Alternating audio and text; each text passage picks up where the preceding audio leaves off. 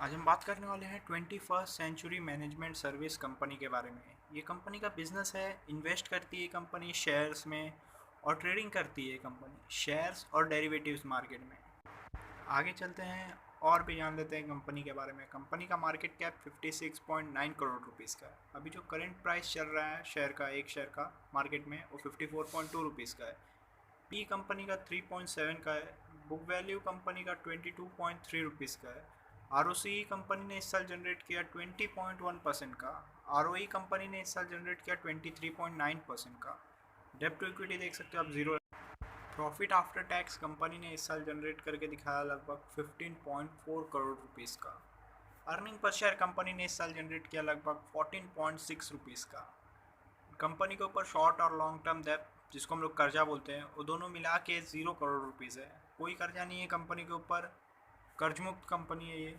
Company के पास cash और bank balance, जिसको हम लोग कैश इक्विवेलेंट बोलते हैं, कंपनी के पास 1.29 करोड़ रुपीज़ है। कंपनी ने इसी साल बता दिया कि कंपनी क्यों ग्रो करेगी। कंपनी ने इस साल सेल्स करके दिखाया लगभग 7 करोड़ रुपीज़ का। अच्छा खासा सेल्स कर रही है कंपनी।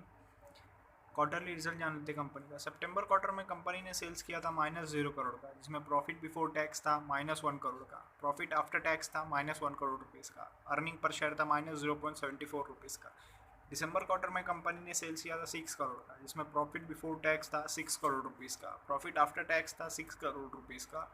अर्निंग पर शेयर था 5.67 रुपीज़ का।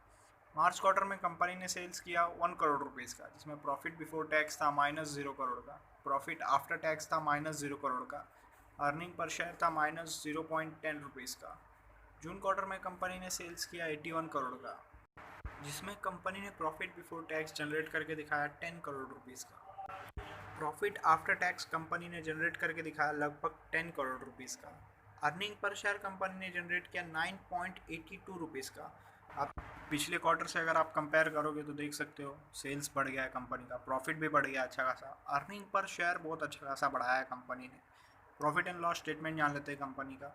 2018 में कंपनी ने सेल्स किया था 28 करोड़ का, जिसमें प्रॉफिट बिफोर टैक्स कंपनी ने जनरेट किया था 8 करोड़ रुपीज़ का।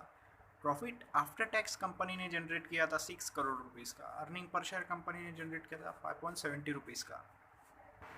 2019 में कंपनी ने सेल्स करके दिखाया -2 करोड़ का, जिसमें प्रॉफिट बिफोर टैक्स रहा -5 करोड़ रुपीज़ का। प्रॉफिट आफ्टर टैक्स रहा -6 करोड़ रुपीज़ का। अर्निंग पर शेयर रहा कंपनी का -5.67 रुपीज़ का। 2020 में कंपनी ने सेल्स किया -31 करोड़ का, जिसमें प्रॉफिट बिफोर टैक्स रहा -32 करोड़। प्रॉफिट आफ्टर टैक्स रहा -32 करोड़। अर्निंग पर शेयर रहा -30.55 रुपीज़ का। 2021 में कंपनी ने सेल्स किया 7 करोड़ रुपीज़ का, जिसमें प्रॉफिट बिफोर टैक्स रहा 5 करोड़ रुपीज़ का। प्रॉफिट आफ्टर टैक्स रहा 5 करोड़ रुपीज़ का। अर्निंग पर शेयर कंपनी ने जनरेट किया, पॉजिटिव में आ गई, 4.75 रुपीज़ का। कंपनी ने अच्छा खासा अर्निंग पर शेयर जनरेट किया है। आगे चलते हैं और प्रॉस जान लेते हैं कंपनी का। कंपनी ने इस साल डेप्थ रिड्यूस किया। कंपनी लगभग डेप्थ फ्री है। रेशियो जान लेते हैं। कंपाउंडेड सेल्स ग्रोथ रेशियो देख लेते हैं। पिछले 10 साल का एवरेज सेल्स ग्रोथ है -13% का। पिछले 5 साल का डाटा अवेलेबल नहीं है। पिछले 3 साल का सेल्स ग्रोथ है -36% का, और आगे आने वाले साल का एस्टिमेट है कि कंपनी सेल्स में ग्रोथ लाएगी 446%, अभी माइनस में। कंपाउंडेड प्रॉफिट ग्रोथ देख लेते हैं। पिछले 10 साल का एवरेज है -3%। पिछले 5 साल का एवरेज है 20%। पिछले 3 साल का एवरेज है -6%, और आगे आने वाले साल का एस्टिमेट है कि कंपनी प्रॉफिट में ग्रोथ लाएगी लगभग 158% का। स्टॉक का प्राइस कैसे मूव किया वो भी देख लेते हैं। पिछले 10 साल में एवरेज 20% के हिसाब से मूव किया। पिछले 5 साल में एवरेज 20% के हिसाब से मूव किया। पिछले 3 साल में 27% के हिसाब से साल कंपनी का शेयर का प्राइस बढ़ गया 434%।